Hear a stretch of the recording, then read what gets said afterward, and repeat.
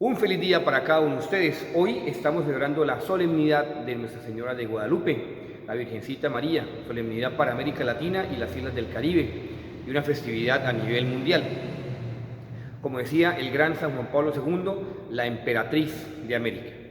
Por eso cuando hablamos de la Virgencita María de Guadalupe, tenemos que remontarnos al siglo XVI, cuando en especial hace injerencia esa aparición, esa manifestación de parte de Dios cuando envía a su mamá para que esta comunidad indígena, que después vamos a ser beneficiados cada uno de nosotros con la aparición de Guadalupe, pues sencillamente crea y entienda que solamente hay un Dios, solamente un único Dios, el único y verdadero Dios, como lo dice ella en su mensaje, el Dios por quien se vive. Le dijo ella a San Juan Diego: yo soy la madre del verdadero y único Dios, el Dios por quien se vive. Y por eso cuando ella hace esa aparición y esa intervención en la historia de la humanidad, pues sencillamente hay que tener claro dos aspectos importantes. El primer aspecto importantísimo y crucial en la historia de la aparición de la Virgen de Guadalupe, que tal vez de pronto desconocemos muchos y que tal vez se nos pasa por inadvertido, la acción sistemática de la Virgencita María en cuanto a esta revelación es porque en octubre de ese mismo año, el año 1531, acaece y sucede la acción determinativa de Lutero en cuanto a ¿qué? En cuanto a su separación de la Iglesia Católica, es decir, el protestantismo.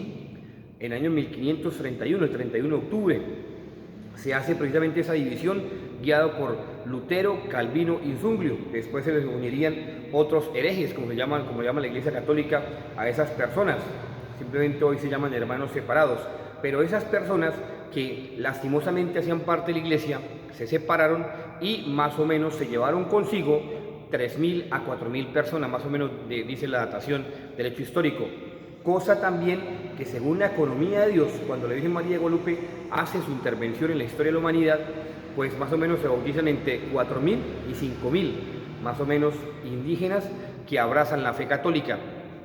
Sobre todo porque en la acción que se aparece la Virgencita María es un periodo de invierno, un periodo totalmente frío, pero que al mismo tiempo los indígenas ofrecen a sus diferentes dioses vidas humanas, niños, mujeres embarazadas en especial. Y por eso entonces cuando uno mira la historia de la Virgencita María de Guadalupe y cómo entonces Dios a través de esa mujer interviene en la historia de la humanidad, entonces uno solamente tiene que tener gracias para con Dios a través de María Santísima, la Virgencita María de Guadalupe. Y el segundo mensaje interesante es que además de lo de Lutero y la separación de la Iglesia Católica, ¿verdad? Obviamente de su famosa reforma, que después gracias a la Compañía de Jesús se hace la contrarreforma en cabeza de Pedro Fabro, sencillamente aparece la acción metodológica de lo que es la etimología del nombre de Guadalupe, porque lastimosamente el obispo Juan de Zumárraga, obispo franciscano, pues sencillamente él acontece y acaece y hace, digamos, de cierta manera una similitud con el nombre de Guadalupe, con la Virgen de Guadalupe de España. Guadalupe quiere decir río de luz, pero en realidad la Virgencita María no se llama Guadalupe, se llama Tlazalupe. Tlazalupe quiere decir la que le aplasta la cabeza a la serpiente. En una oportunidad tuve digamos, como la gracia de reunirme con el padre Luis, creo que se llama Luis Eduardo, el sacerdote mexicano, que es el encargado, de por sí para mí es de los más grandes estudiosos del acontecer de Guadalupe.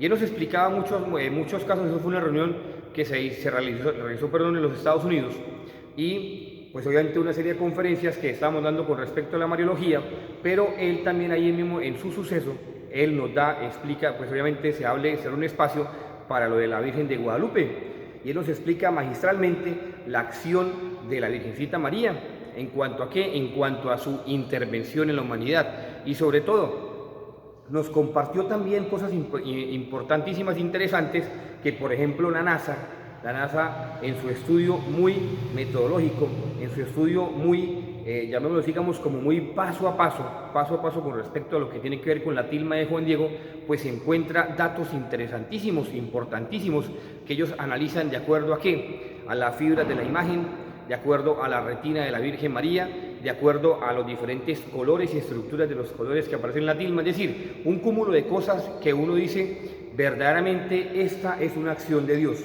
una acción que supera toda lógica, una acción que supera todo entendimiento, pero que está ahí manifestando que hay un Dios que todo lo puede, un Dios que vive eternamente y, como lo dice la Virgencita María, un Dios por quien se vive. Y por eso, en la reunión con el Padre Luis, me acuerdo tanto que cuando estuvimos reunidos con ese gran sacerdote dedicado a la Virgencita María de Guadalupe, pues sencillamente él también nos hacía partícipe de un acontecer importantísimo de la Virgencita María de Guadalupe. ¿Qué es el acontecer? El acontecer es que, a pesar de todos los años que se han pasado, a pesar de las diferentes también circunstancias y situaciones que tienen que ver con alrededor de la tilma de San Juan Diego, así que él se conoce, como dice el Padre Luis, la tilma de San Juan Diego, que se revela a la Virgencita María de Guadalupe, que además de ser en invierno y además de que cuando le muestra la tilma al obispo llena de rosas aparece su imagen, además de eso, pues sencillamente lo que a él le consterna y sencillamente lo pone a pensar y verdaderamente creer que Dios existe, como él dice, como él mismo dice, a través de la revelación de Guadalupe, pues sencillamente lo que está diciendo es que la acción de Guadalupe se ha mantenido estable y su tilma no ha, digamos, como que su tilma como que no ha sufrido ningún tipo de alteración. Por el contrario, se mantiene tal cual como fue la revelación. Entonces, con esos datos importantísimos y a través del mensaje de la Virgencita María de Guadalupe, pues no nos queda más sino que darle gracias al Señor por la revelación de la Virgencita María. Darle gracias al Señor porque a través de María Santísima, ella nos muestra el rostro maternal de Dios, como lo diría San Bernardo del Císter. María es el rostro maternal de Dios.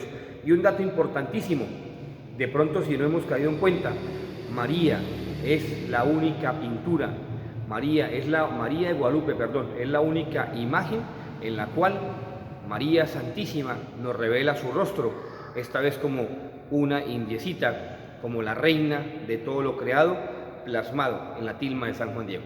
Por eso hoy, importantísimo, Santa Eucaristía, Santo Rosario, Virgen del Santísimo, horas de caridad y confesión. No se les olvide hoy darle gracias a la Virgencita María de Guadalupe, primeramente gracias a Dios por permitirnos estar siempre de la mano de la Virgencita María de Guadalupe y sobre todo creer que Dios es el Dios por quien se vive y al mismo tiempo, como le dijo la Virgen María a San Juan Diego, ante cualquier dificultad, situación, ¿acaso no estoy yo aquí, que soy tu madre? ¿De qué tienes miedo? Eso nos dice hoy a cada uno de nosotros. Feliz día para cada uno de ustedes. Dios, la Santísima Virgen María y San José les bendigan. Indispensable, ya saben, el Santo Rosario, la Eucaristía, Virgen Santísimo, horas de caridad y confesión. María de Guadalupe, Nuestra Señora de Guadalupe, ruega por nosotros. San José, terror de los demonios, ruega por nosotros. Por último, la pregunta sería, ¿creemos que María es la Madre del Dios por quien se vive? ¿Estamos convencidos de que María es la Madre del Dios por quien se vive? ¿Estamos verdaderamente convencidos de que solamente existe Dios, un solo Dios, un único Dios verdadero por quien se vive? ¿Y estamos dispuestos a cumplir sus mandamientos? ¿Estamos dispuestos a cumplir su voluntad? Cada uno de ustedes y yo tenemos que preguntarnos. Dios los bendiga. Feliz día. Que estén muy bien.